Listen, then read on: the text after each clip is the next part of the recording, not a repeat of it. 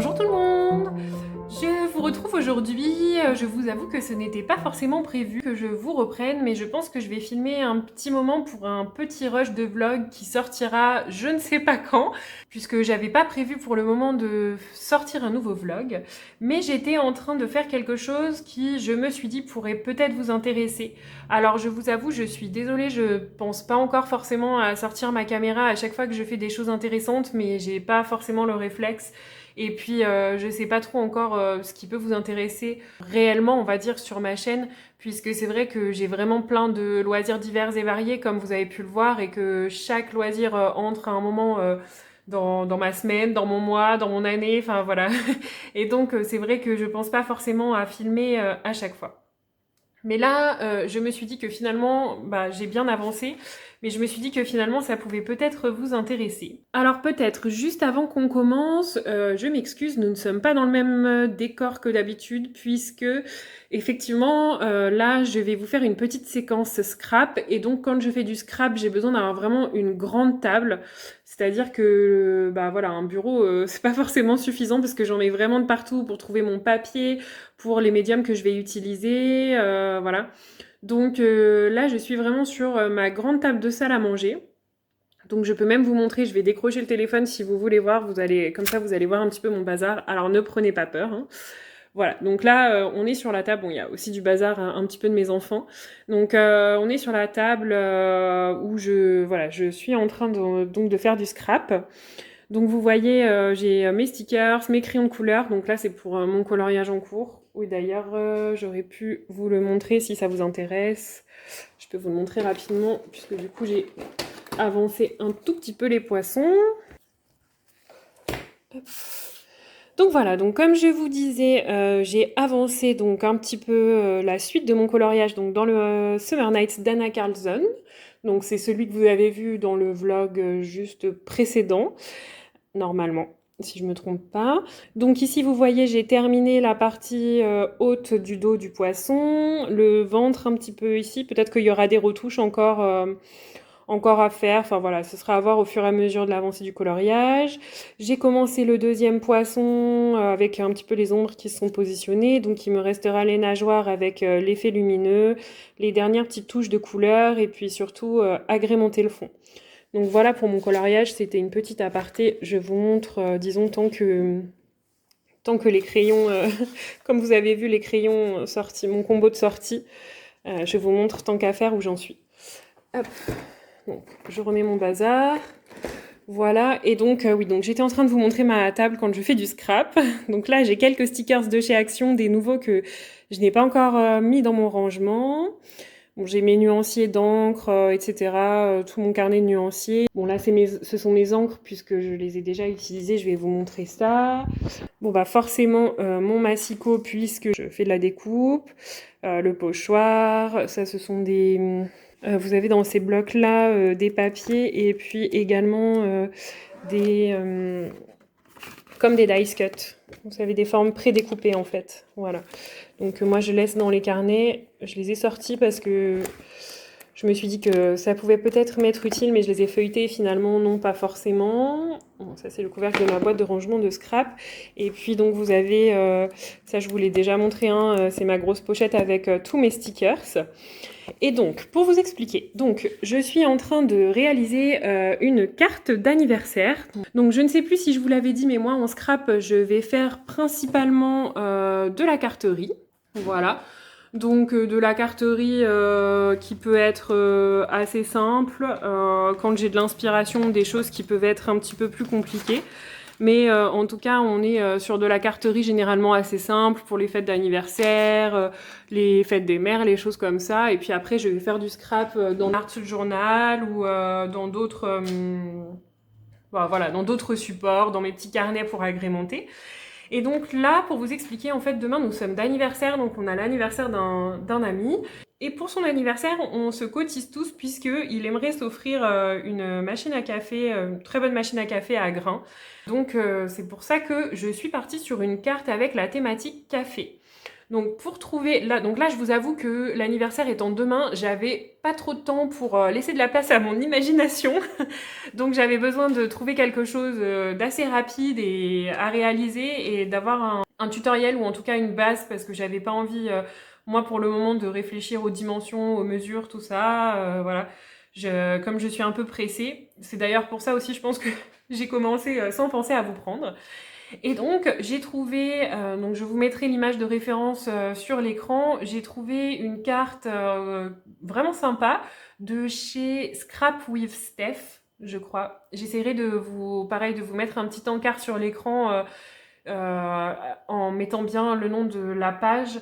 Donc après moi, je suis pas vraiment très assidue à certaines personnes de Scrap, je regarde très peu de vidéos de Scrap, c'est vraiment, ce que je fais en Scrap, c'est vraiment sorti de mon imagination. Ou alors en Scrap, c'est surtout ce que je trouve sur Pinterest. Voilà, en Scrap, ouais, c'est ça, en fait, je prends pas le temps de regarder de grosses vidéos, mais je vais sur Pinterest et je regarde. Bien souvent, vous pouvez avoir des tutos. Donc finalement, moi, je suis en tout cas pour le début, je suis un tutoriel écrit, enfin, comment dire, du coup, c'est pas un tutoriel, mais c'est, vous savez, les étapes de réalisation. Donc comme là, on partait... donc la seule chose que pour l'instant, j'ai pas forcément respecté les couleurs, puisque là, on part donc sur un thème café. Donc moi j'ai réussi à trouver dans mes papiers actions, donc mes blocs que vous avez aperçus tout à l'heure, j'avais envie de trouver un papier qui pouvait déjà me faire penser un petit peu à du café. Donc là on n'est pas tout à fait là-dessus. Je sais pas si vous allez, non vous voyez pas très bien. En fait il y a sur ce papier là vous avez des petits reflets. Oh là non, c'est encore pire avec la lumière. Bon, vous avez des petits reflets marron, un petit peu plus clairs, voilà. Donc je suis partie sur ce papier-là qui me plaisait bien. Malheureusement, c'était un papier seulement recto, donc j'ai agrémenté un petit peu le fond. Donc vous voyez, j'ai d'abord passé une couche d'encre très claire sur le fond, et puis ensuite je suis venue compléter en fait avec mon pochoir, voilà, avec un vert un petit peu plus foncé, pour trancher, parce que du coup sur le devant de la carte, si vous avez bien vu le modèle, je vais essayer de mettre un sticker café, enfin en tout cas de faire un beau décor café, et donc j'avais besoin qu'il y ait une autre couleur qui tranche un petit peu avec le marron pour pas que ce soit non plus trop ton sur ton. Donc là, j'ai vraiment suivi le tuto au niveau des dimensions et des pliages, j'ai vraiment suivi le tuto exactement comme elle l'a indiqué. Et donc j'ai fait les premiers plis, vous voyez, pour plier la carte. Et puis là, j'étais en train de faire les seconds plis pour donner la forme et le relief. Donc c'est à ce moment-là seulement que j'ai pensé que ce serait peut-être intéressant que je vous filme ça. Alors je suis désolée, j'ai pas pris le temps d'installer mon tapis de découpe parce que comme je vous ai dit, je voulais aller assez vite.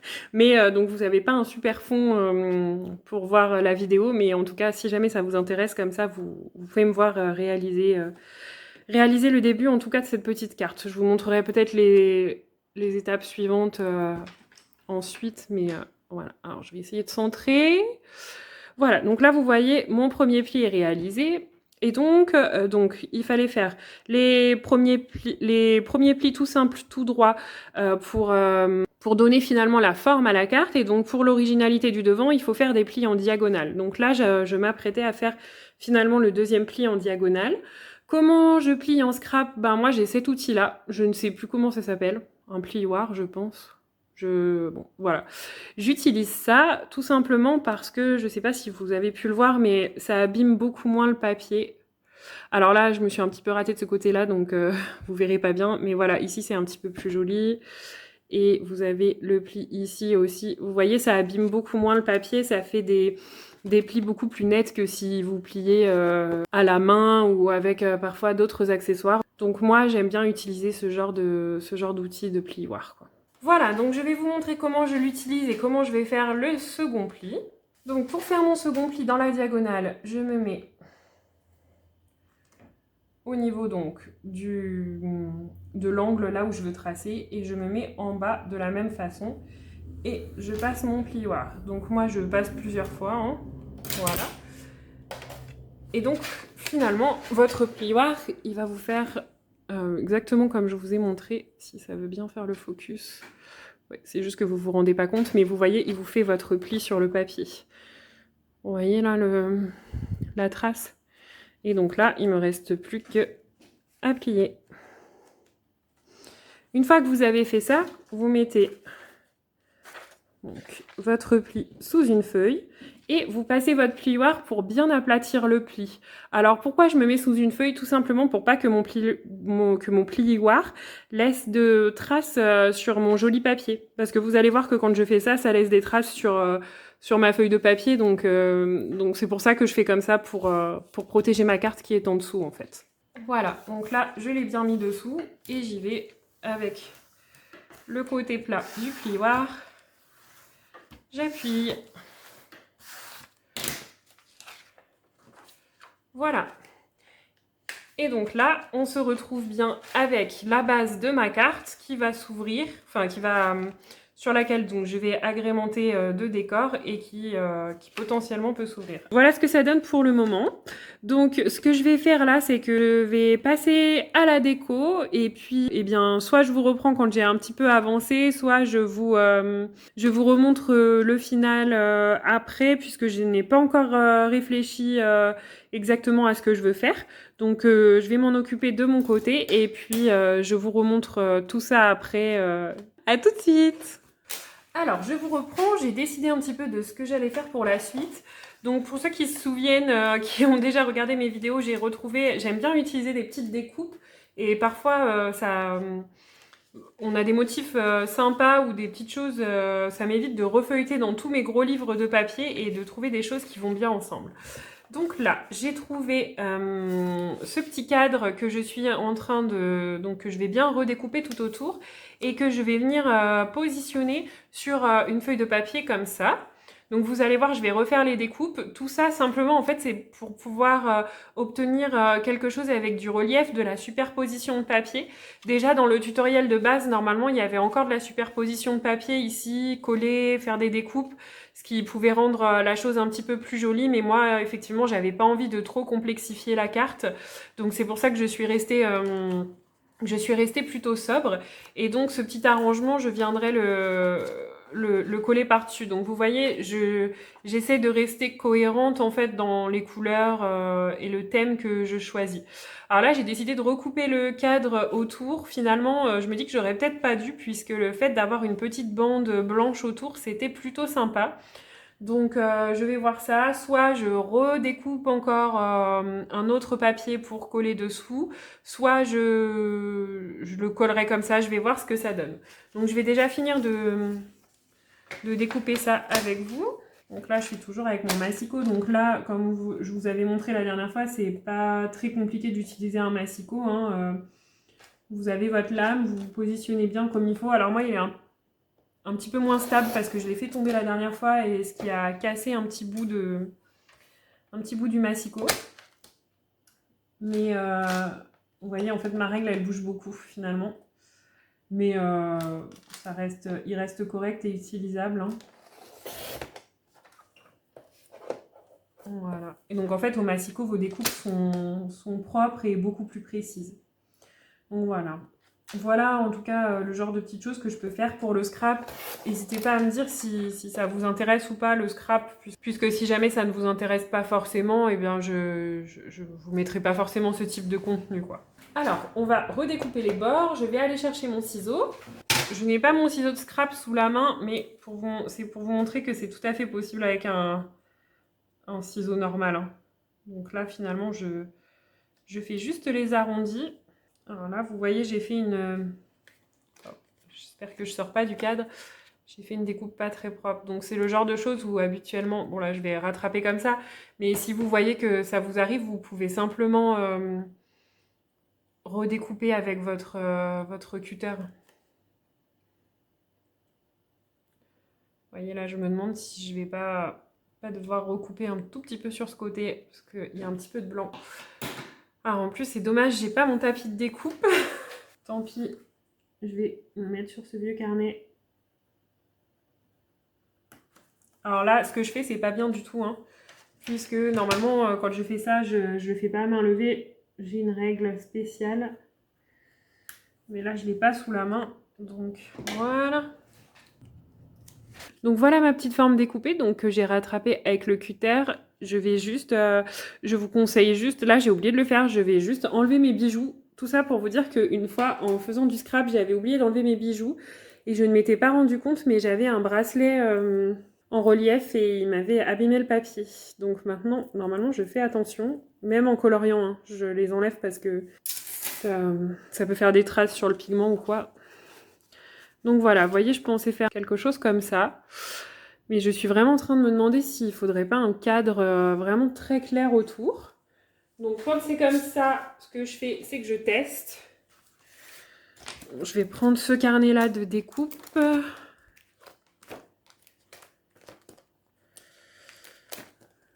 Et donc je regarde en fonction des découpes que j'ai, ou sinon je choisis du papier. Mais là même, je pense que... Ah si, j'ai celui-ci. Ce que j'allais dire, je pense même qu'avant de le faire, je vais tester juste avec une feuille blanche dessous. Donc je fais comme ça, je positionne, et j'essaie de me rendre compte.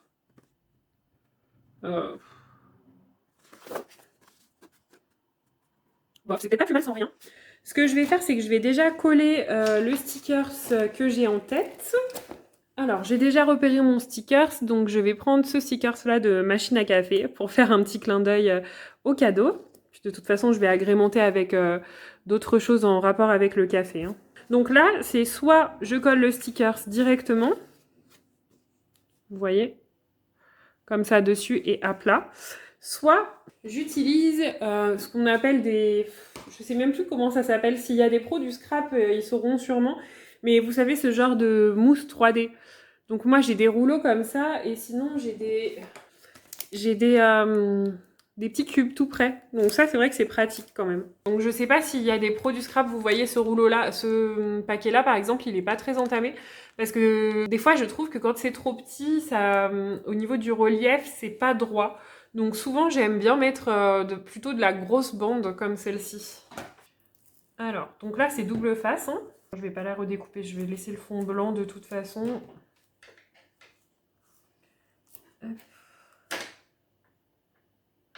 Ah, j'ai coupé un tout petit peu trop gros.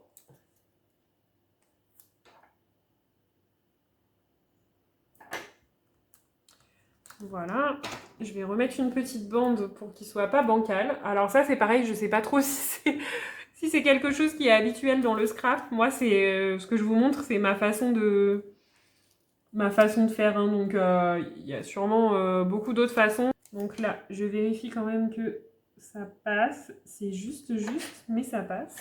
Et puis après, ce que je fais parfois, c'est justement, bah là, vous voyez mes petits carrés, mes petits dés, j'en rajoute à ce moment-là pour que pareil, le bout ne soit pas déséquilibré. Hop. Là, on est pas mal. Donc, je sais qu'en scrap, elles en mettent beaucoup moins des... Là, vous voyez, ça va pas, ce qui va dépasser. Je pense qu'elles en mettent beaucoup moins des... Je pense que ça, c'est pas du tout nécessaire ce que je fais. Mais c'est plus moi qui suis un peu maniaque, je pense.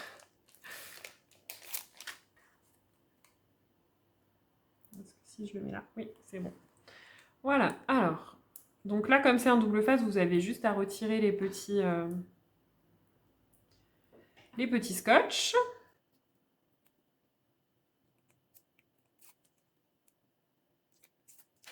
Voilà, et donc je vais le coller.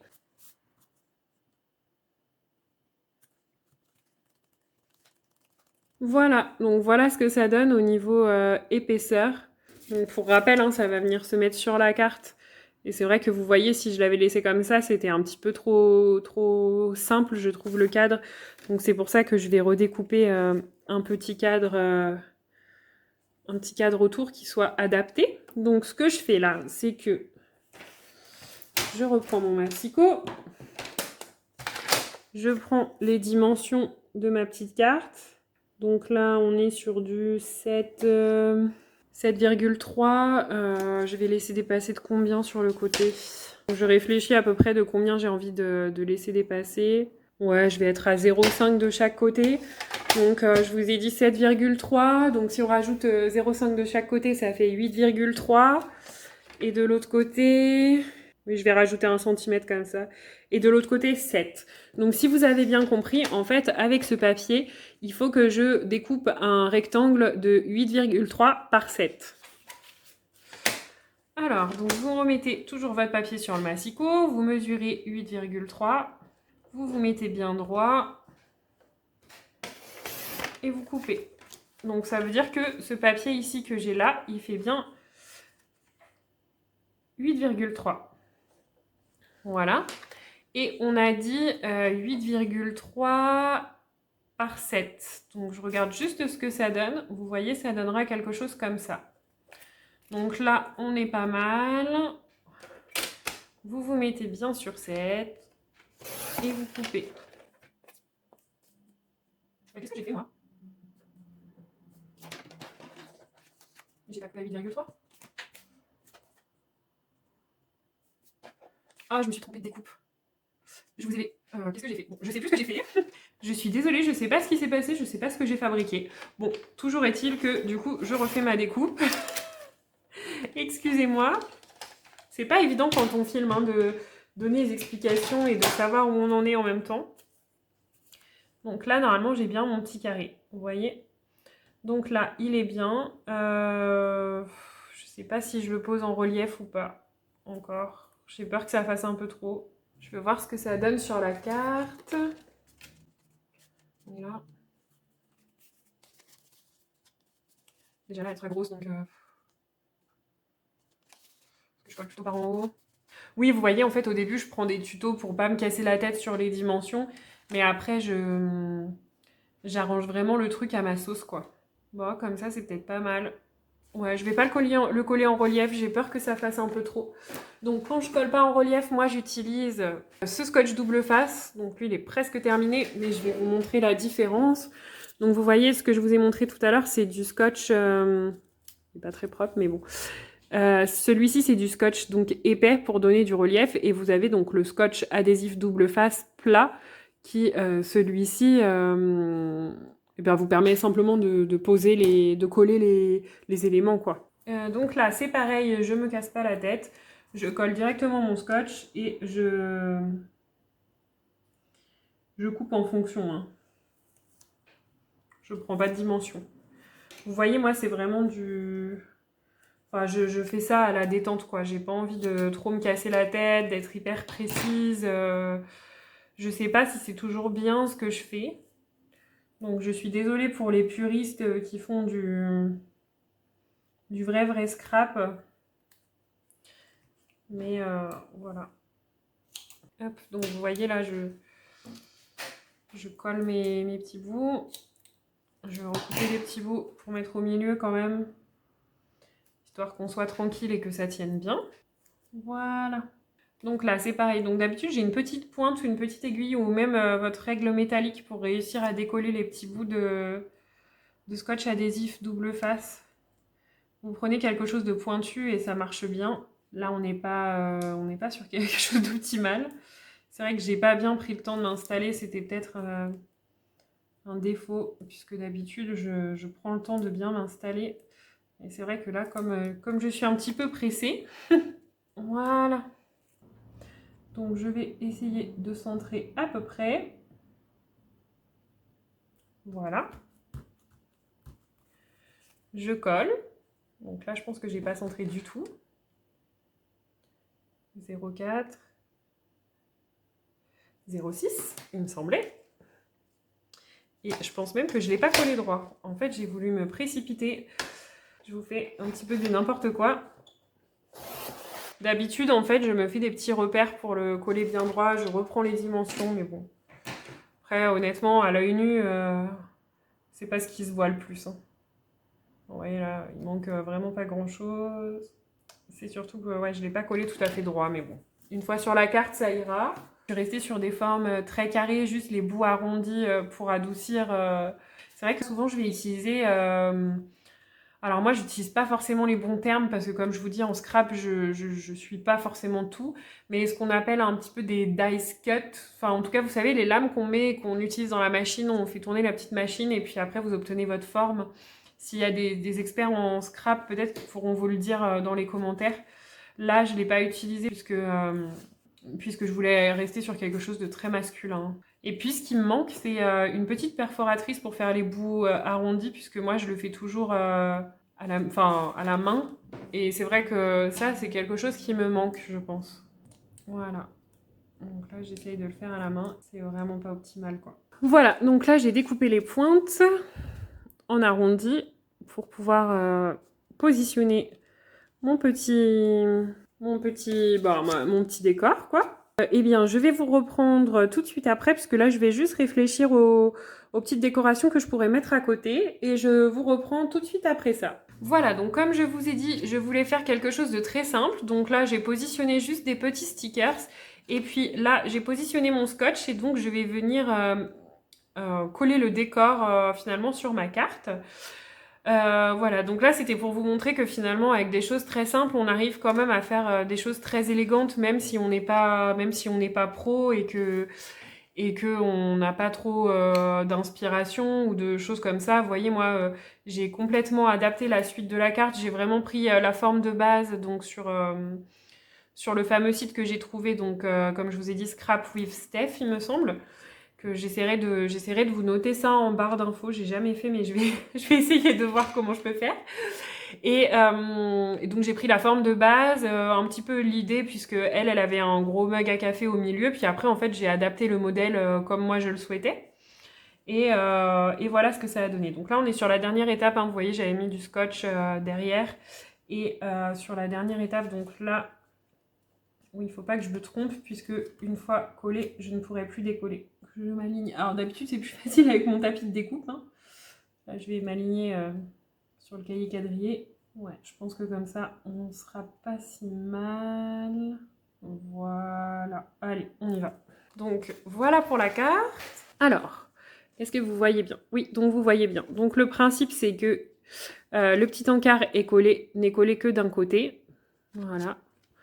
Je ne sais pas si la mise au point est bien nette. Ouais, c'est peut-être mieux comme ça. Donc le petit encart est collé d'un seul côté, comme ça, ce qui permet finalement l'ouverture de la carte. Donc avec un rabat avec l'autre.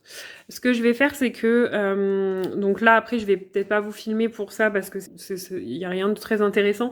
Mais là, je vais découper une carte, vous savez, pour qu'on puisse lui écrire un petit mot, puisque là, je l'ai laissé tout simple, finalement. J'ai aussi hésité à mettre un petit peu de ruban. Vous voyez, vous pouvez agrémenter. Moi, j'ai hésité à mettre un petit peu de ruban sur le... Alors, si j'arrive à vous montrer. Je voulais... Parce qu'en fait, c'est ce qu'elle avait fait, Scrap with Steph, là. Elle avait mis du ruban encore. Donc, vous voyez, j'ai hésité, en fait, à mettre des bouts de ruban sur ma petite carte pour décorer, donc sur les angles ou faire un... Mais en fait, j'avais l'impression que c'était un peu trop. Là, je l'aimais bien. Je trouvais qu'elle se suffisait à elle-même. Je vais peut-être juste recoller un petit quelque chose par ici, parce que je trouve que ça fait un petit peu vide. Et puis après, il me restera plus qu'à découper, à faire une découpe donc de la taille ici de la carte pour qu'on puisse lui coller le petit mot à l'intérieur. Et voilà ce que ça donne au niveau de ma carte d'anniversaire. Peut-être que ici, je vais mettre Joyeux anniversaire ou Happy Birthday, ou... Je vais regarder ce que j'ai. Bah, je regarde ce que j'ai et je vous reprends si vous voulez. Voilà, donc je vous reprends juste pour vous montrer. Finalement, j'ai trouvé un sticker tout simple où c'est donc écrit Happy Birthday. Donc je l'ai ajouté. Voilà, sinon j'avais des petits For You ou des petites choses comme ça, mais je trouvais que ça allait pas trop avec le style au niveau des couleurs. Voilà, donc là j'ai repris quelque chose de sobre qui rappelle la couleur du fond de la carte. Et donc je trouve que ça passe bien, quoi. Voilà, c'est plutôt sympa. Je pense que vous vous rendriez mieux compte sur un fond noir. Ah bah voilà, sur le fond du bloc. Vous voyez, donc voilà le rendu de la petite carte. La seule petite chose, c'est que je pense que j'ai pas assez marqué l'encre ici dessous, donc on voit pas bien la forme. Bon, de près, on la voit, mais c'est un petit peu trop palichon à mon goût. Alors, j'aurais peut-être dû plier du coup la carte dans l'autre sens, mais j'ai fait ça parce que je sais pas si vous aviez vu, mais il y avait une petite tache dessous, ici sous mon petit décor. Donc c'est pour ça que j'avais réfléchi de le coller à cet endroit-là pour cacher. Enfin, tout était réfléchi, mais finalement je me dis, vous voyez, j'avais peut-être un petit peu plus intensifié là l'encre avec le pochoir. Donc là, c'est un petit peu dommage puisque la forme se perd dans le décor, disons qu'on voit pas très bien le décor de ce côté-là, mais bon, je suis plutôt contente du résultat, sinon je pense que ça lui plaira, et surtout je trouve ça vraiment chouette Alors j'avais dit que je dirais plus le mot chouette parce que quand je m'entends au montage, je me rends compte que je dis tout le temps ce mot-là et que bon, au bout d'un moment, vous allez peut-être en avoir un petit peu marre. Non mais c'est plutôt sympa, je trouve, de pouvoir faire des cartes personnalisées et maison, puisque là, comme je vous ai dit, on se cotise tous pour lui offrir une machine à café, enfin pour qu'il puisse s'offrir une machine à café. Et là, en fait, je me dis, voilà, c'est vraiment pile dans le thème, la carte correspondra 100% au thème. Donc je trouve ça vraiment cool. Alors donc voilà le dos de la carte avec les plis. Si on veut, on peut encore rajouter, moi vous savez, j'ai des stickers dans les teintes dorées. Je vais vous montrer ça. Ils sont par là. Je les utilise souvent d'ailleurs. Vous voyez, il en manque quelques-uns, mais des stickers comme ça. Parce que, vous voyez, j'en utilise. Alors, pas tous. Pardon. Ils sont pas là, les dorés. Où est-ce qu'ils sont? Là. Voilà, des stickers bien dorés. Moi, c'est ce que je fais souvent quand j'ai un fond. Vous voyez, là, j'en utilise plusieurs. Quand je fais un fond, quand j'ai un papier avec un fond très foncé, mettre des stickers dorés dessus, ça finalise et ça habille. Bon, là, je vais la laisser comme ça parce que je trouve qu'elle se suffit à elle-même, mais c'est une petite astuce si jamais vous souhaitez vous lancer et que vous voulez ajouter un petit quelque chose. Bon, en tout cas, moi, j'espère que ça vous aura plu de suivre un petit peu la confection de cette carte. J'espère que la vidéo n'aura pas trop été hachurée puisque j'ai eu plusieurs coups de téléphone entre-temps, donc j'ai été obligée de couper, reprendre, couper, reprendre. Donc j'espère que ça se verra pas trop au montage. Si c'est le cas, je m'en excuse. Et puis c'est vrai que je sais pas trop si je dois vous prendre lors de ces petits moments créatifs puisque je sais pas si ce sont des choses qui peuvent vous plaire ou vous intéresser. Donc n'hésitez pas à me dire si ce genre de choses vous intéresse pour que je sache si ça vaut le coup ou pas de filmer ces petits moments-là. Voilà. Et bien en tout cas, moi je vous souhaite une très bonne journée à tous et puis je pense qu'on se retrouvera dans un prochain rush puisque je pense que ce rush-là, je l'intégrerai dans un vlog. Je ne sais pas du tout quand ça sortira, mais en tout cas, vous aurez ce petit moment-là. Voilà. Et bien moi je vous souhaite une très bonne journée à tous. À très vite. Ciao ciao! Recoucou tout le monde, je vous reprends quelques jours après le premier rush pour m'octroyer une petite pause dans ma journée. Et donc je vais en profiter pour faire une petite parenthèse dans ce vlog, enfin en tout cas un petit rush dans ce vlog coloriage mystère. Comme vous étiez, il y avait au moins une, voire deux personnes qui m'avaient parlé du mystère saison. Donc comme vous savez, chaque mois je colorie dans mon mystère saison et donc je voulais vous faire ce petit rush pour vous dire que j'ai terminé le coloriage du mois de septembre. Voilà, et en même temps, j'en profiterai donc pour vous dire quelle page je vais colorier au mois d'octobre. Alors, pour le mois de septembre, j'ai terminé la page. Voilà, donc on était sur la page 41 pour ceux qui ont colorié avec moi. Alors encore une fois, moi je redis les pages, donc les personnes qui souhaitent pas connaître les solutions, je pense que de toute façon elles regardent pas forcément cette partie-là, cette portion-là de la vidéo. Donc la page 41, on était finalement sur Tic et Tac. Donc, comme d'habitude, mon coloriage mystère est réalisé entièrement au feutre avec un mélange de pen 68 et de Fibracolor. Petite subtilité pour cette fois, j'ai utilisé du marqueur acrylique tout simple. Donc ça m'était, je crois que je vous avais dit que ça m'était jamais arrivé. Hein. J'avais jamais utilisé de marqueur acrylique puisque moi, c'est vrai que les feutres me conviennent bien. Mais là, en fait, j'ai mon feutre Pen 68, le bleu très clair, qui est tombé en panne en plein milieu du coloriage. Je n'avais pas de possibilité d'aller en chercher tout de suite et j'avais envie, voilà, de clôturer le coloriage pour plus en parler parce qu'il me restait cette portion-là qui me gênait un petit peu. Donc j'ai réussi à trouver un Posca parmi mes Posca voilà, dont la teinte se rapprochait le plus possible de la couleur demandée. Alors je vais vous montrer, c'est le Posca, le bleu clair que j'ai pris. C'est celui-ci, le bleu clair. Est-ce que vous allez voir? Oui. Le bleu clair, donc le light blue. Par contre, moi, je n'avais que celui-ci parce que j'ai pas non plus des tonnes de teintes en feutre Posca. J'en ai vraiment pas énormément. Enfin, moi, j'ai du mal à utiliser les stylos gel blanc, donc j'utilise les PC1MR pour le blanc notamment, les PC1M pour le noir. Mais c'est vrai que sinon, j'utilise très très peu les Posca dans mes coloriages. Généralement, c'est des Artistro ou des choses comme ça. Et j'ai l'impression que même je les utilise de moins en moins. Donc j'ai trouvé que celui-ci et donc il avait la pointe, donc c'était un PC5M, donc il avait quand même une grosse pointe, voilà. Donc j'ai peut-être parfois eu du mal à être un petit peu précise. Vous le voyez là, par exemple, on voit que c'est peut-être pas très très pointu. Mais en tout cas, ça m'a permis de terminer mon coloriage. Du coup, expérience au feutre acrylique, bah, j'ai trouvé ça plutôt agréable. Le fait que ce soit une grosse pointe, ça m'a permis d'aller très vite. Ça n'a pas fait tellement de marques non plus puisque, alors je sais pas si l'expérience était un petit peu faussée puisqu'il y avait quand même une première couche de feutre peine 68 dessous. Donc voilà. En tout cas, bon voilà, j'ai bien aimé les feutres acryliques. Je pense pas que c'est pour ça que je vais me mettre à en acheter. Après, peut-être que je changerai d'avis d'ici quelques temps, mais pour l'instant, comme je disais, mes feutres, j'aime bien la technique au feutre, en fait, ça me détend beaucoup. Et surtout, enfin, là, j'ai vraiment apprécié parce que le Posca avait une grosse pointe. J'ai peur qu'avec des pointes plus fines, ça me lasse très vite puisque j'ai l'impression que ça va prendre beaucoup de temps. Après, voilà, c'est que mon retour. Je vous dirai si un jour je reteste ou pas. Et au niveau des traces, alors ça, je sais pas si c'est peut-être plus les particularités du Posca. Je sais pas si pour ceux qui utilisent des feutres acryliques, si vous avez ça aussi. Mais voilà, donc vous le voyez peut-être un petit peu à certains endroits. Ça fait un petit peu boulocher le papier, donc on n'a pas un aspect aussi lisse que ce qu'on peut voir d'un petit peu plus loin, pour ceux que ça peut déranger. Mais voilà, donc sinon, bon, l'expérience était plutôt sympa et j'ai bien aimé. Alors, on va passer à la page que je vais colorier pour le mois d'octobre.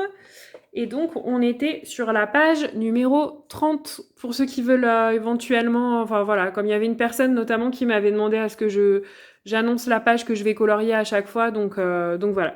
Donc on sera sur la page numéro 30. Voilà. Donc j'étais plutôt contente puisque je me suis rendu compte qu'il n'y avait pas tellement de couleurs à choisir. Après, moi, j'aime bien quand même, j'aime pas quand c'est trop chargé. Je pense notamment au mystère méchant ou au mystère... Alors encore, le mystère princesse, moi, je trouve que ça va. Mais le mystère méchant, en tout cas, pour moi, il est vraiment très détaillé. Il y a vraiment beaucoup de couleurs. Habituellement dans les mystères, c'est pas quelque chose qui me dérange puisque moi j'aime bien changer de teinte, varier. Je fais pas forcément teinte par teinte. Parfois je fais zone par zone. Enfin voilà, je vous avais déjà un petit peu expliqué. Donc j'aime bien quand il n'y a pas trop de couleurs à choisir puisque finalement pour moi le plus fastidieux c'est de choisir les couleurs. Mais d'un autre côté des fois ça veut dire qu'on a aussi des grandes zones et voilà, comme je vous disais moi j'aime bien les petites zones. En fait j'aime bien les mystères qui sont entre les deux, c'est-à-dire pas des trop grandes zones et pas des trop petites zones. Pour pouvoir quand même varier mes couleurs et pas trop me lasser et en même temps pas avoir des trop gros détails. Donc je pense que c'est pour ça que tout ce qui va être mystère grand classique finalement continue à bien me convenir, peut-être par rapport à des tomes qui sortent maintenant et qui sont un peu plus détaillés, alors que j'aime bien, hein, par exemple le mystère princesse, il me semble que j'en ai fait déjà pas mal dedans, mais qui à moi en tout cas peuvent parfois me correspondre un peu moins. Donc je profite d'avoir allumé la caméra pour vous donner les teintes que j'ai choisies pour la page 30 si jamais ça peut vous intéresser. Voilà. Alors, donc pour le tome saison, page 30, donc comme vous le savez, le 1 c'est tout le temps le noir, donc pour moi ça ne change pas, c'est toujours le Peppermint Flair en pointe médium noir. Et ensuite, comme d'habitude, donc les F c'est pour les teintes de Fibracolor et les pens c'est pour les teintes de Pen 68. Donc voilà, ce que je vais faire c'est que voilà, je me baisse un peu comme ça si jamais il y a des personnes qui veulent faire des captures d'écran ou se noter les teintes, bah, vous pouvez le faire et vous pouvez relever les références comme ça. Vous les avez si jamais vous êtes intéressé. Et voilà. Eh bien, moi, je vais vous laisser en tout cas pour ce rush qui était très court. Je vais profiter. J'ai beaucoup travaillé ce matin et j'ai fait des choses qui m'ont sorti de ma zone de confort, on va dire.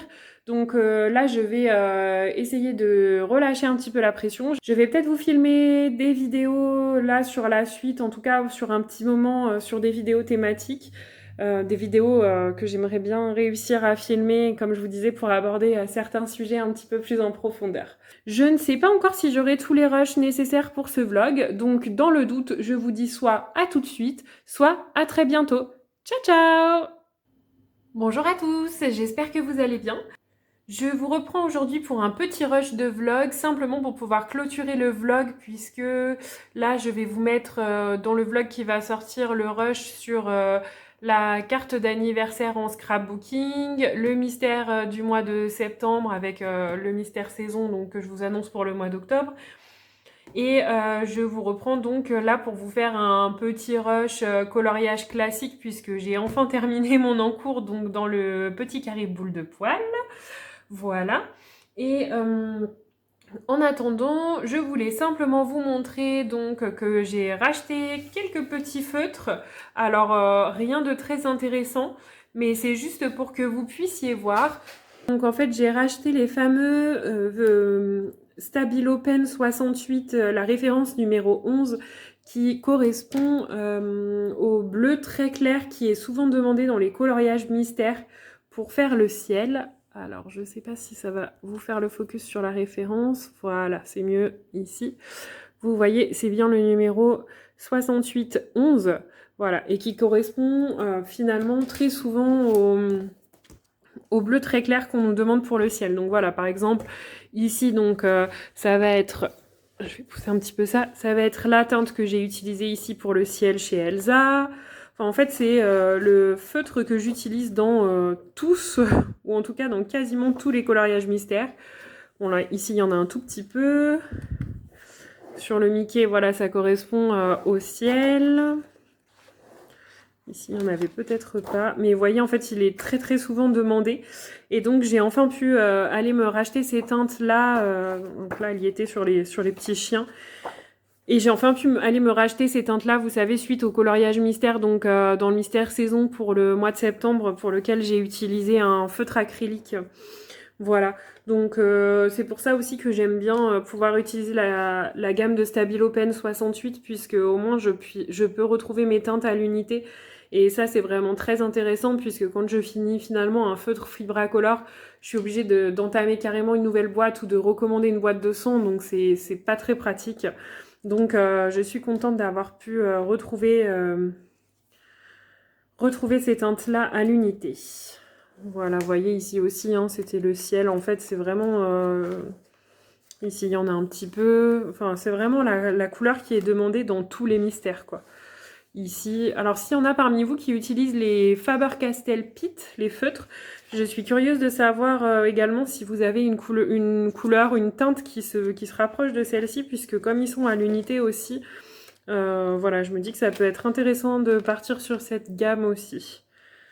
Voilà, donc j'ai racheté ces deux-là, puisque j'étais vraiment en rade de chez rade, je ne pouvais plus faire de mystère, parce que comme je vous dis, comme c'est demandé dans quasiment tous les mystères, j'étais un petit peu embêtée. Et en voulant faire ça, je me suis trouvé deux teintes de Peppermate Flair, deux teintes que je n'avais pas.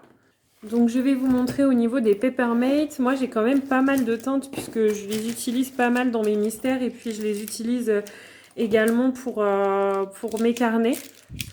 Donc vous voyez j'ai quand même pas mal de teintes. Bon, les noirs ne sont pas rangés ici, mais voilà, j'ai bleu clair, jaune, vert clair, vert foncé, orange. En bleu, j'ai encore voilà, ces trois teintes-là de bleu, les différentes teintes de rose, violet, lilas. J'ai le vert kaki aussi que j'utilise pas mal des fois dans les coloriages mystères. Le jaune que j'utilise très souvent quand on nous demande du jaune très pâle. Et puis j'ai le rouge. Et donc là, je suis tombée sur ces deux nouvelles teintes qui, je pense, font partie du coffret pastel, pop pastel. Je sais plus comment est-ce qu'il s'appelle. Donc il y a un espèce de rose, vous voyez, un rose plutôt clair et puis un orange qui tire un petit peu sur le corail. Et donc, c'est tout ça pour vous dire, je vous les montre simplement parce que si vous recherchez ce genre de teinte, je suis un petit peu déçue presque parce que je trouve que les deux teintes sont très très proches. Donc si jamais vous achetez des Peppermate à l'unité, sachez-le. Moi, je les ai pris notamment pour faire... alors, est-ce que je vais en trouver ? Vous voyez dans les coloriages mystères, dans le tome saison par exemple, pour faire ce genre de teinte-là, où j'ai parfois du mal à trouver mes couleurs. Alors, est-ce que je vais pouvoir vous montrer? Là, sur Elsa, on voit, mais en fait, la lumière est pas optimale, puisque là, il y a vraiment beaucoup de soleil, donc je sais pas si vous vous rendrez compte, mais le corail qui est ici, un petit peu dans les feuilles. Puis, on a souvent ce genre de... On a souvent ce genre de teinte qui est demandé. Je sais pas, sur le parasol, là, c'était peut-être du plus foncé déjà. On a aussi, par exemple, là, sur la mini, vous voyez, au niveau du bouquet de fleurs, les fleurs, je sais que c'était pas forcément la teinte optimale. Ah bah voilà, si on prend le mystère d'à côté, je sais pas si vous allez voir sur la référence F. Alors, si ça fait le focus. Ouais, mais en fait, le temps est pas terrible. Vous voyez, le rose, on a l'impression qu'il peut correspondre, et le orange qui peut correspondre au B qui est ici. Donc c'est surtout pour ça que je les ai pris, puisque dans mes Fibracolor, dans les pennes, alors déjà dans les pennes 68, il y a des nouvelles teintes, donc ça peut aller. Dans les Fibracolor, c'est sûr que je galère à chaque fois à trouver.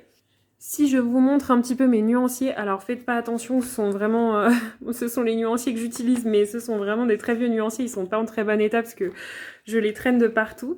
Et vous voyez, dans les Fibracolor, je pourrais avoir à la rigueur les teintes 67 et 23 qui s'en rapprochent, mais elles restent quand même plutôt foncées. Et ici, sur les pennes 68, il y a des nouvelles teintes, mais généralement, vous voyez là, c'est quand même des teintes très foncées au niveau des oranges, des roses. Il y a peut-être cette nouvelle teinte là, la teinte 25, qui est déjà un orange un peu plus clair, mais on n'est pas sur ce fameux saumon que je recherchais. Donc c'est pour ça que j'ai voulu tester. Je vais vous faire un petit test sur du papier et vous allez vous rendre compte que je trouve que la différence n'est pas très flagrante. Donc là, on est vraiment sur une très vieille feuille de brouillon, mais c'est juste pour vous montrer la différence entre les deux teintes, les deux nuances. Donc là, si vous faites, voyez. Donc si vous faites la technique classique, en fait, juste au-dessus, et puis si vous faites la technique des petits ronds en dessous.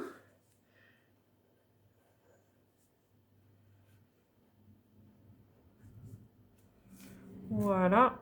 Et je vais vous faire pareil pour la teinte plutôt orange corail, un petit peu pastel. Donc même là, hein, finalement, quand je les applique, je trouve qu'elles sont vraiment très proches. Oh oui, il y a un petit problème au niveau de la pointe, j'ai l'impression. C'est peut-être parce que la pointe n'est pas du tout faite. Moi, ça me le fait souvent avec les feutres. Quand la pointe n'est pas du tout faite, je trouve que c'est un petit peu compliqué de... Parfois de savoir comment colorier, parce que une fois que vous avez colorié avec, la pointe s'écrase un petit peu plus et c'est des fois un peu plus évident. Donc voilà, c'était simplement pour vous montrer que si vous achetez les Papermate, moi je trouve qu'il n'y a pas une grande différence. Je vais essayer de vous allumer la lumière. Est-ce que vous allez mieux vous rendre compte ?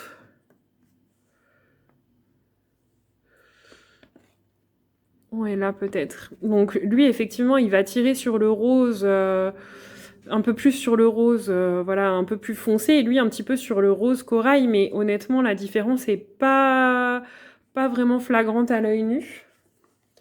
Si je compare par rapport à mes nuanciers, donc au niveau des nuanciers, des teintes que je vous disais, par contre, si là on est vraiment sur des teintes complètement différentes de ce que pouvaient proposer les pennes 68 par exemple. Off, quoique le rose, il ressemble beaucoup aux pennes 49, hein, qui fait partie donc des nouvelles teintes. Donc oui, là, il lui ressemble quand même. Bon, bah, c'est quand même rassurant parce que le 49, il me semble que je l'utilise pas mal. Au niveau du orange, orange corail, il n'y a pas de teinte qui s'en rapproche dans les pennes 68. On va juste regarder dans les Fibracolor.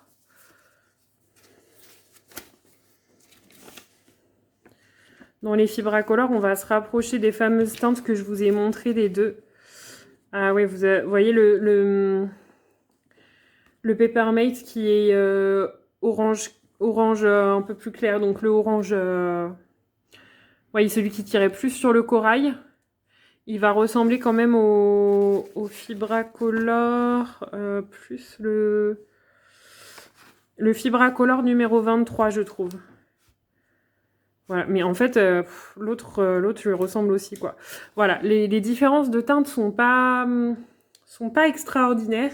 Donc c'est pour ça que je voulais vous montrer ça, si jamais vous avez des Papermate et que j'ai l'impression que ça fait partie de nouvelles teintes ou d'un nouveau coffret. Alors peut-être que c'est moi qui suis passée à côté de quelque chose, mais en tout cas, voilà, j'ai voulu tester et je suis pas convaincue à 100% de la différence de teinte. Donc juste si je vous les remonte par rapport au Peppermate qui s'en rapproche le plus. Vous voyez, donc ça c'est le Peppermate orange classique et celui-ci c'est le orange pastel donc, que j'ai pris. Vous voyez, on voit la différence quand même sur le feutre. Et au niveau du rose, en fait, vous êtes entre le rose un petit peu fluo qu'on avait et l'espèce de fuchsia. On est sur un rose, vous voyez, beaucoup plus clair, donc qui est au milieu là. Voilà. Donc ça, c'était un petit aparté. Je ne sais pas trop si ça vous intéressera, mais en tout cas, ça peut peut-être être utile à certains qui souhaitaient acheter les Peppermate, de savoir que ceux-ci sont des teintes plutôt proches. Après, moi, c'est pas grave, c'est pas en achat. Vous voyez, j'aime bien écrire en style calligraphie dans mes carnets ou dans mes art journal, ou voilà, donc je les utiliserai, ça, il n'y a pas de problème, donc c'est pas très grave, mais voilà, c'était plutôt pour ceux qui utiliseraient par hasard les Peppermate pour faire du mystère. Voilà, donc maintenant, je vais vous montrer mon coloriage terminé, enfin, dans le boule de poil, dans le petit carré boule de poil. Alors, c'est pareil, on voit pas du tout bien les vraies couleurs. J'aurais peut-être dû filmer ce matin parce que la lumière était meilleure, mais je n'ai pas pu. Attendez, je vais essayer de fermer le volet pour voir si c'est mieux. Bon, il me semble qu'on est un petit peu mieux sur les couleurs. En réalité, le ciel est un peu plus rosé que ce que vous voyez. Et ici, c'est plutôt violet. Vous voyez, ici, vous voyez plutôt du prune. En réalité, ça tire vraiment un petit peu sur le violet. Donc ce colo est terminé, je suis plutôt contente. Pour le cheval, j'ai réussi à trouver une image de référence avec une espèce de chevaux. Alors je ne me rappelle plus le nom que c'était, mais en fait il s'agissait de chevaux avec des taches noires. Donc je me suis un petit peu inspirée de ça parce que j'avais pas envie de rajouter une autre couleur dans le dessin. Voilà, je voulais pas le faire brun puisque finalement bah, j'avais déjà l'effet bois derrière. J'avais quand même déjà du rose, du vert, donc je voulais pas encore ajouter une autre teinte. Et puis surtout, je sais pas si vous vous souvenez, à l'endroit où on a la tache noire ici, j'avais fait une tache d'aquarelle rose. Donc ça m'a permis comme ça de bien cacher la tache. Donc comme je vous disais, le fond entièrement réalisé avec une très vieille palette d'aquarelle chinoise. Je peux vous la montrer si vous voulez. Je pense que je vous l'avais déjà montré, hein, c'est cette palette-ci. Voilà. Et donc tout simplement, j'ai utilisé cette palette puisque je l'avais emmenée en vacances pour pas abîmer mes jolies palettes. Donc c'est pour ça que j'ai utilisé celle-ci parce que j'avais commencé donc ce coloriage pendant mes vacances. Ensuite, j'ai simplement utilisé... Alors vous voyez, là j'ai un godet qui ne tient pas dans la palette, qui s'est décollé, mais bon, c'est pas très grave. Voilà. Ensuite, j'ai utilisé simplement un petit peu de gesso pour faire un effet nuage, mais j'ai pas eu envie de trop me compliquer la tête, donc je suis juste repassée sur les nuages qui étaient déjà dessinés. Tout ce qui va être la grange ici, le toit, j'ai rajouté des motifs pour faire un effet tuile ici. Sinon, le toit, la façade, c'est alors la façade c'est de l'aquarelle et le toit ici c'est du Derwent Intense. Les barrières sont faites au Castle Art Supplies. Oui, je crois que c'est ça. Le cheval est fait au Prismacolor. La botte de paille est faite au Derwent Intense. Le sol est fait au Derwent Intense. Et vous voyez, comme je vous disais, je ne me suis pas trop cassé la tête pour ce qui va être l'effet herbe et l'effet fleur. Moi, je fais directement au Artistro. Comme ça, je me casse pas la tête et j'aime bien l'effet. En fait, comme je vous disais, c'est pas très grave que vous ayez pas selon moi, hein, des dégradés de partout parce qu'à partir du moment où votre œil est attiré déjà par un autre élément, le reste peut tout à fait être fait un peu plus simplement. Donc voilà pour ce coloriage, je suis plutôt contente. Donc dans le rituel, quand je termine un coloriage, oui je crois que je ne vous l'ai jamais montré, bah, je vais le faire avec vous comme ça si ça vous intéresse, vous voyez un petit peu mon rituel de fin de coloriage. Donc quand je termine un coloriage, j'ai besoin de 2 supports. Donc j'ai d'abord ce petit classeur et ensuite mon petit carnet. Donc on peut commencer par le petit classeur puisque je pense que je ne vous l'ai jamais montré, donc si ça en intéresse certains. En fait dans ce petit classeur j'ai fait mes trackers, donc moi je les ai fait très simplement.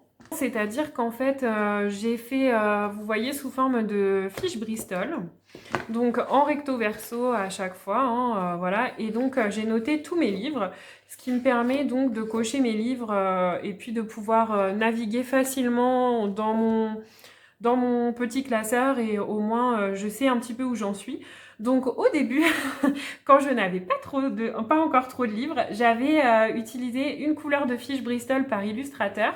Donc en fait, en bleu, c'était mes coloriages mystères Disney. Donc, vous voyez, j'en ai quand même pas mal. Hein. Quand je vous disais que pour le moment, j'essaye en tout cas de ne pas craquer sur les derniers, c'est pour pouvoir les finir un petit peu. En rose, j'avais fait Anna Carlson, mes livres Anna Carlson. En jaune, ce sont les Clara Markova. Et ensuite, en blanc, j'avais fait un petit peu les illustrateurs tout venant, donc c'est-à-dire voilà, les illustrateurs dont j'avais un ou deux livres, mais pas plus. Donc, vous voyez, j'en ai plusieurs comme ça. Et finalement, petit à petit, forcément, ma collection de livres s'est agrandie, donc j'ai eu envie voilà, de changer un petit peu de système. J'avais juste une couleur donc, de Bristol que j'avais pas encore utilisée, c'était le vert. Donc que j'ai mis pour Diane Dufour justement, puisque à l'époque, voilà, comme j'ai 3 livres d'elle, ça me paraissait quand même logique de pouvoir mettre une couleur donc pour elle. Et là récemment, je me suis fait, alors je sais que c'est pas optimal, mais ça me convient bien. Vous voyez en fait sur le côté, j'ai mis un système de petits post-it de couleurs avec les initiales de chaque illustrateur. Ce qui me permet en fait de retrouver dans mon tracker, de pouvoir retrouver mes livres plus facilement.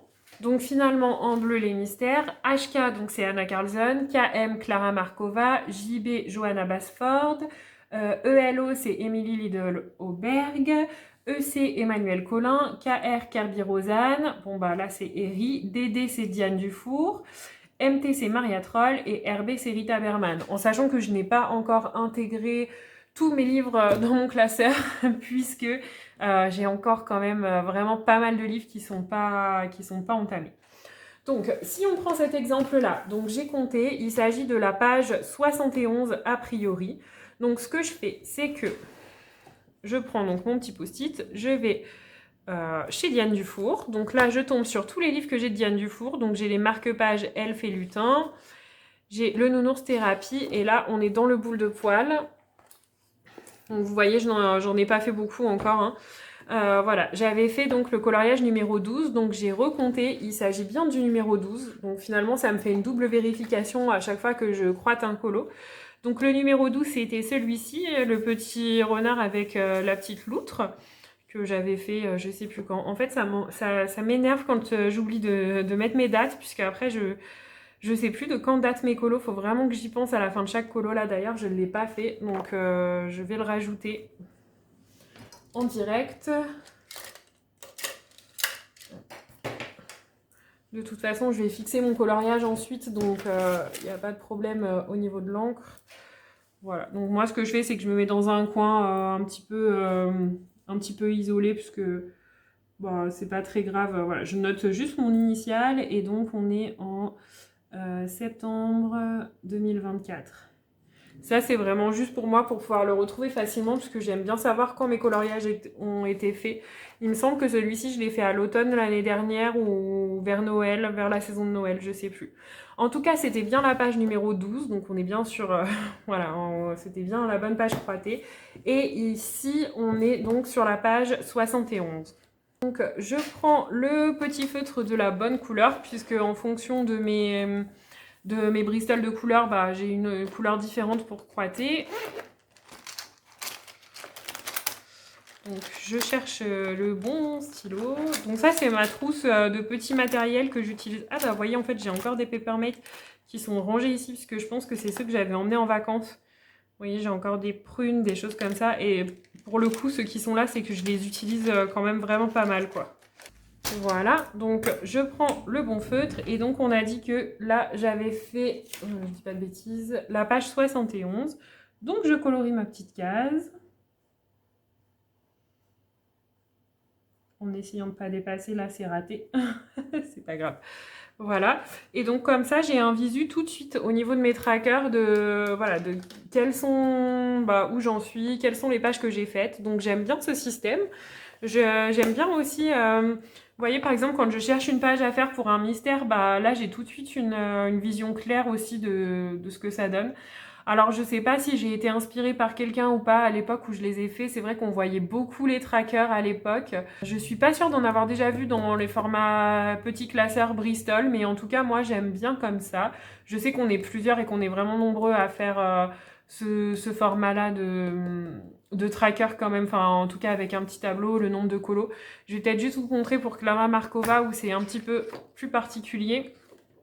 Donc, vous voyez par exemple, bon, on peut prendre n'importe lequel des livres. Vous voyez par exemple le Fairy Miracles. Bon bah je compte mon nombre de pages, je m'arrête là où j'en suis et j'ai rajouté par exemple ici le marque-page et la dédicace de Clara Markova puisque j'ai les deux, donc je les stabiloterai quand je les aurai faits. Vous voyez par exemple là sur le Tenderful Enchantment, voilà, et ben j'ai noté que le marque-page est fait, vous voyez. Donc cette façon de procéder me convient bien.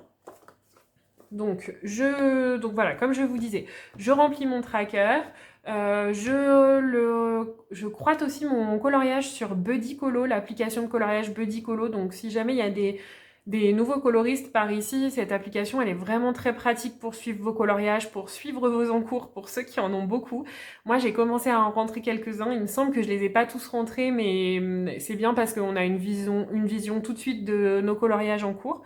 Donc je croite sur Buddy Colo. Malheureusement, je peux pas vous montrer puisque je filme avec mon portable. Mais voilà, si vous la cherchez dans Google Play, là, enfin je sais plus comment ça s'appelle, sur Android ou pour ceux qui ont un iPhone, voilà, sur Apple, vous la trouverez facilement, je pense.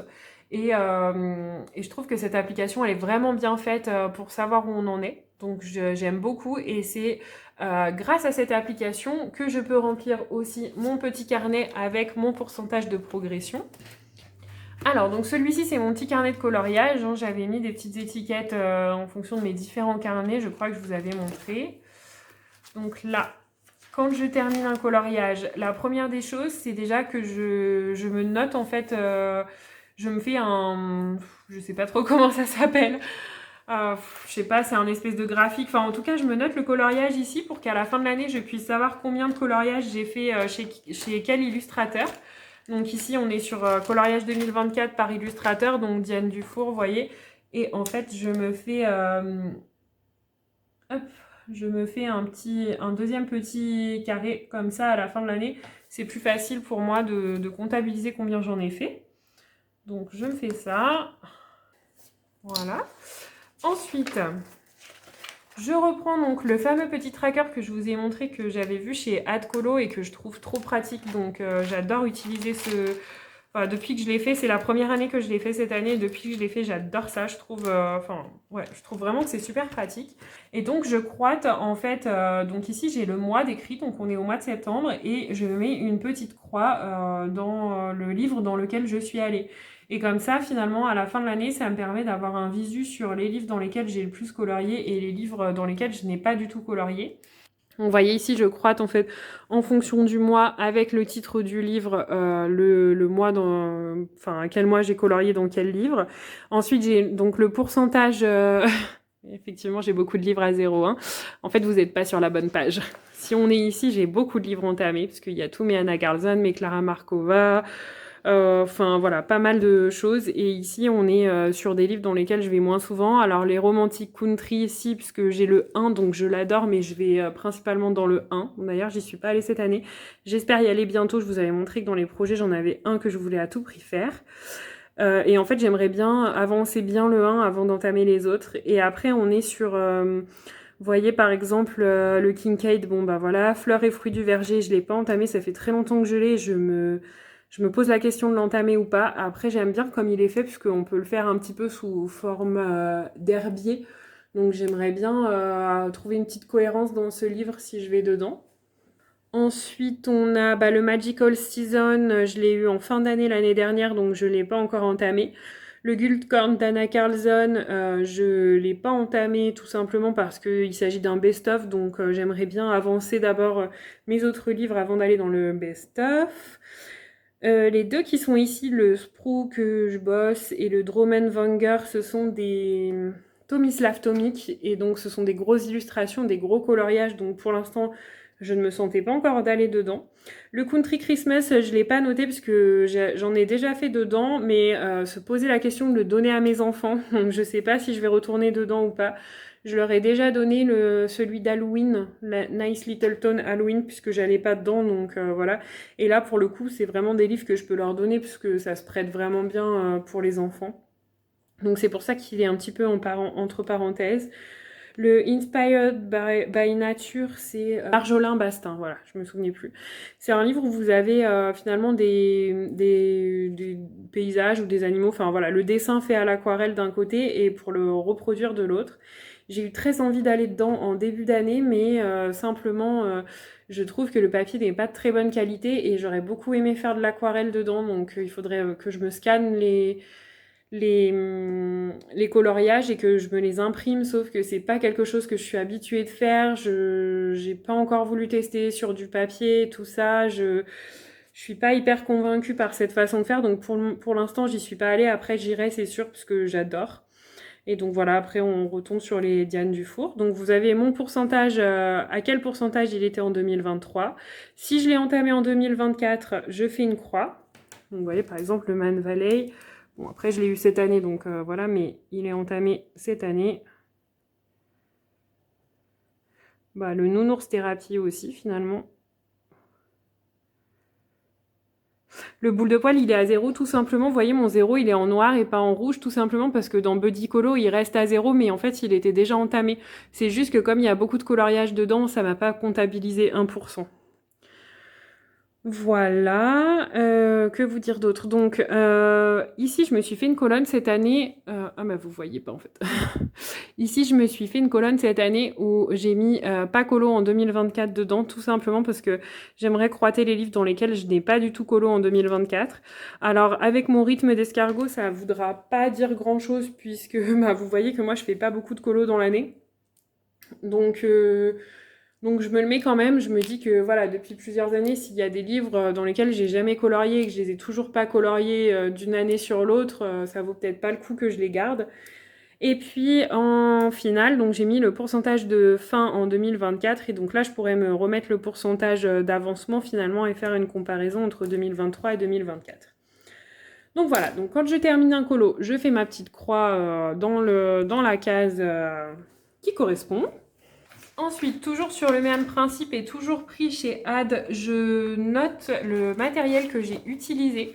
Pareil, pour voir en fait le matériel que j'ai utilisé, celui que j'utilise pas dans l'année, pour me rendre compte de ce que j'utilise vraiment pas, ce qui vaut pas le coup que je rachète ou ce que je peux vendre en fait.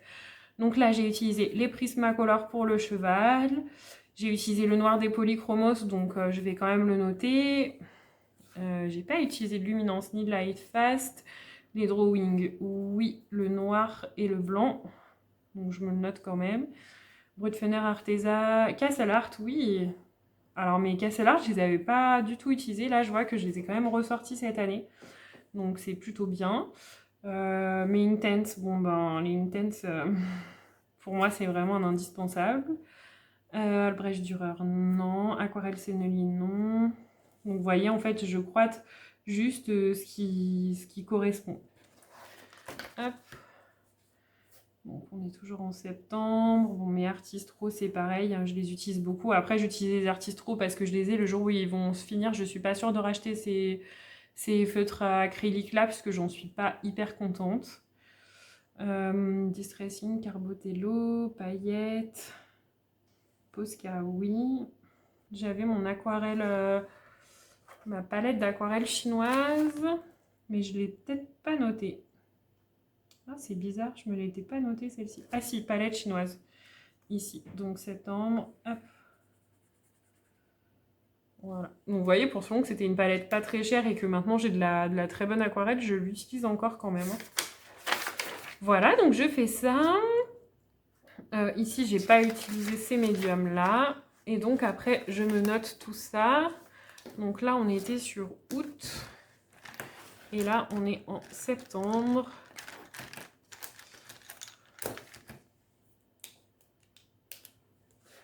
Donc, vous voyez, moi, c'est vrai que je fais souvent, je fais qu'un colo par mois, enfin un, voire deux, mais j'ai pas, ouais, j'ai pas un rendement très dense. Hein. Donc septembre, et ensuite je me note, voilà, je me note simplement le coloriage que j'ai fait. Donc là, ça va être le cheval dans boule de poil.